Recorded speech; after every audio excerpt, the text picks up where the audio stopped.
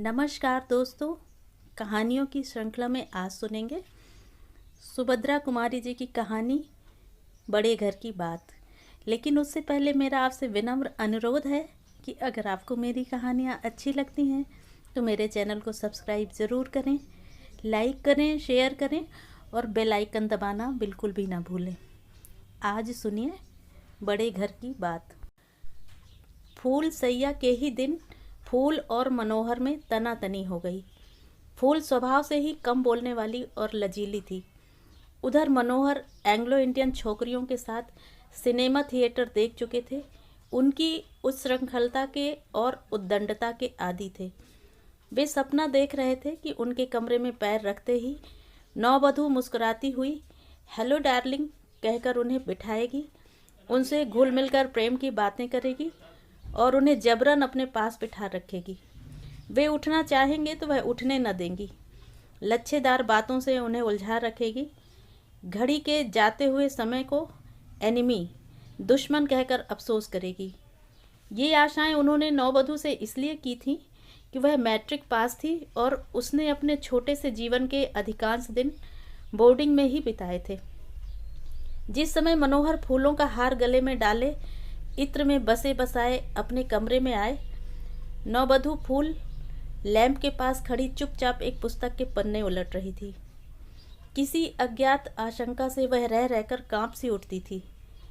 उसके पति होते हुए भी मनोहर आज तो उसके लिए पर पुरुष ही थे।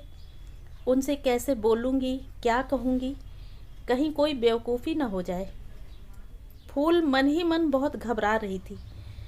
अचानक किसी के हल्के पैरों की आहट होते ही वह पुस्तक छोड़कर एक कोने में सिमटकर खड़ी हो गई। मनोहर बाबू अपना यह अपमान न सह सके। एक क्षण तो वह चुपचाप खड़े रहे, फिर तिरस्कार भरे स्वर में बोले, क्या स्कूल और घर में यही शिक्षा मिली है कि आए हुए पति की तरफ पीट करके खड़ी हो जाओ? फूल सिहर उठी किंतु कुछ बोली नहीं। मनोहर का पारा और गर्म हो गया। कठोर स्वर में बोले, मैंने तो समझा था पढ़ी लिखी है तो कुछ अकल भी होगी, लेकिन वही गंवार की गंवार। इस पर भी जब फूल कुछ ना बोली तो वह झल्लाए हुए उठे और फूल का घूंघट जोर से पीछे से खींच लिया। रेशमी साड़ी थी, मुंह के साथ उसका सिर भी खुल गया, पल्ला पीठ पर आ रहा।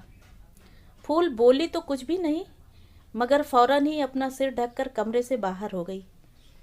मनोहर गुस्से से शक्ल चुड़ैलों की और नखरे परियों के कहते कहते सीढ़ियों से नीचे उतर गए। फूल चुपचाप आंसू बहाती हुई खड़ी रही। अचानक मनोहर को बाहर जाते देख उनकी बहन यशोदा ने आकर पूछा, क्या हुआ भौजी, भैया क्यों चला गया? फूल ने कोई उत्तर न दिया। वह अपनी ननंद से, जो उसकी सास की जगह पर थी, कुछ सहानुभूति की आशा रखती थी, मगर यहाँ उल्टा ही हुआ। यशोदा ने फूल को झकझोर कर कहा, बोलती क्यों नहीं चंडालिन? दो बात भैया से कर लेती तो क्या तेरी जबान घिस जाती? एक वह थी जिसने उसके जी को जला जला कर उसे आधा कर दिया। अब तू आई है तो तेरे ये लक्षण। आदमी का मिजाज भी देखना पड़ता है, जिसमें खुश रहे वही करना चाहिए, पर आजकल की छोकरियों का मिजाज भी तो सातवें आसमान पर रहता है। फूल आंसू बहाती रही। ननंद की बात का भी उसने कोई जवाब न दिया।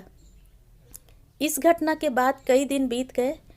मनोहर ने पत्नी की तरफ आंख उठाकर भी नहीं देखा। वे अपने राग रंग में मस्त थे। विवाह तो उनकी बहन ने जबरदस्ती करवाया था। पहली स्त्री से एक बच्चा था।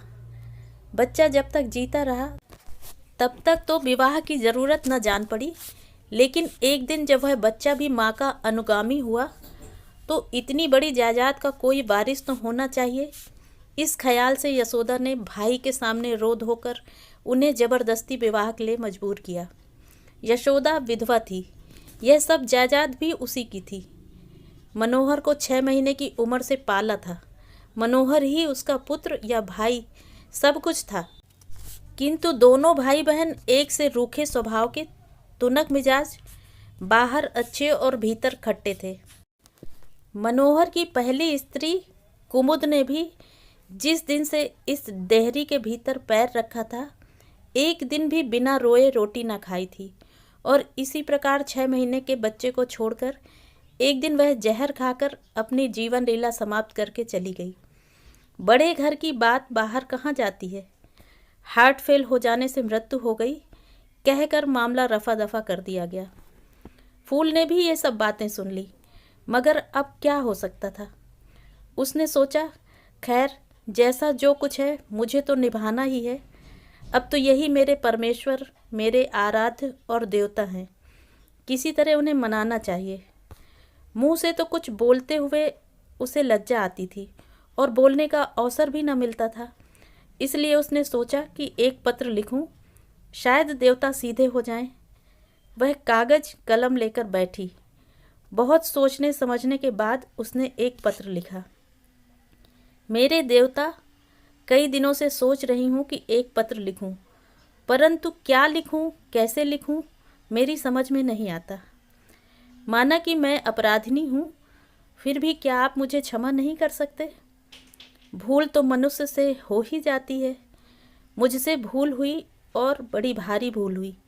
मैंने आपके कोमल हृदय को दुखाया, आपका अपमान किया, आपकी पूजा में त्रुटि की, देवता का सम्मान न कर सकी। न जाने किस अहंकार में, किस मद में बावली हो गई। किंतु आप तो क्षमा कर सकते हैं। मुझे अपने चरणों की सेवा का अवसर दीजिए। मेरी त्रुटियों को भूल जाइए। मैं आपके चरणों पर सिर झुकाकर आपसे यही वरदान मांगती हूँ मेरे स्वामी। पत्र समाप्त कर ज्यों ही फूल ने पीछे देखा, मनोहर खड़े थे। फिर उसी लज्जा और संकोच ने मामला बिगाड़ा। झट से पत्र के टुकड़े टुकड़े कर फूल दूसरी तरफ खड़ी हो गई। मनोहर की त्योरियां चढ़ गईं। उनके सिर से पैर तक आग सी लग गई।